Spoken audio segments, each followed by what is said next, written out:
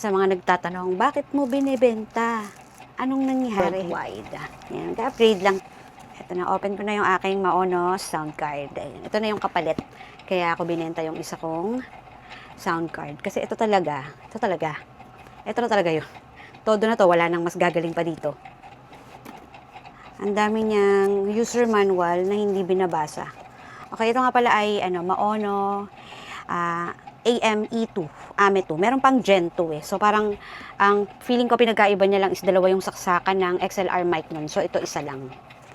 Talaga marami nagsasabi ito talaga yung pinaka the best.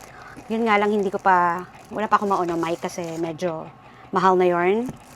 Sa mga nagtatanong, bakit mo binibenta? Anong nangyari? Yan, upgrade lang tayo.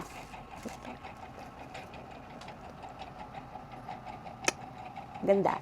Malaki pala siya ha, in fairness. Malaki siya kumpara dun sa dati ko. Parang hanggang dito lang yung dati ko. Yung mga pangkaraniwan na sound card. Tapos, ayan, yung kanyang mga saksakan. So, ayan, available na yung XLR. So, feeling ko, direct na dito, magiging okay na siya. So, hindi mo na kailangan ng mixer. Pero feeling ko, iba pa rin talaga pag may mixer. Pero tatry ko to ng walang mixer muna. Tapos kagandahan nito guys, etong mga part na to, pwede mo siyang recordan ng mga usong, mga sound effects, di ba? Kasi yung mga sound effects nababago eh. Pati mga sound effects ngayon, pabago-bago na guys. So, pwede kang mag-record dito. Kaya, ang basta itong part na to, alam ko medyo maigsi lang. Pero dito, pwede mahaba. So, tingnan natin yung kanyang mga accessories. Wow, ang haba. Alam mo yung ramdam mo solid.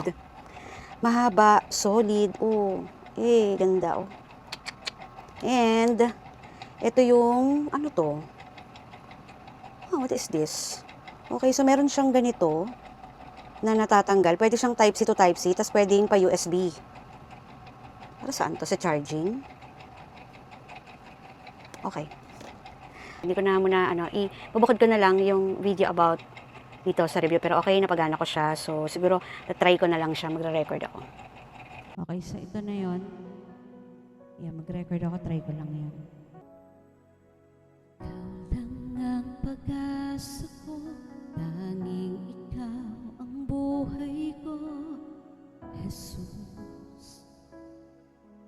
Kahit ako'y nangangamba, basta't ikaw ang kasama, panatag na. Gusto ko marinig kung sa mic ba depende kung bakit ganito kalinis or enough na yung kahit anong mic basta Maono yung sound card. Kahit kailan di ka nagkulang, biyaya mo sa akin laging laan, ang pag-ibig mo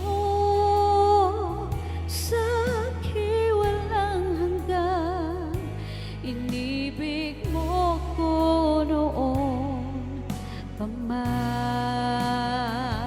Ito na ulit, dun sa recording, hindi ko alam kung narinig nyo rin, ito ang maganda sa recording. Kasi malinis talaga, walang hangin, wala kang maririnig na parang sobra kasi sa bass to, feeling ko. Or maganda kasi talaga yung pick up nito. Pero feeling ko, pag ito nilagyan ko ng foam, much better. Kasi pag papakinggan to habang kumakanta, busog yung tenga mo.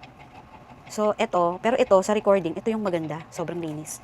Pero, alam nyo yun, yung pareho silang maganda.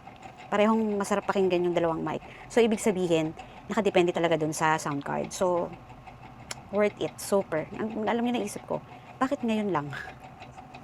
Ito po ay panglima ko na tong sound card mula nung ako ay nag-start na mag-live singing. Panglima ko to.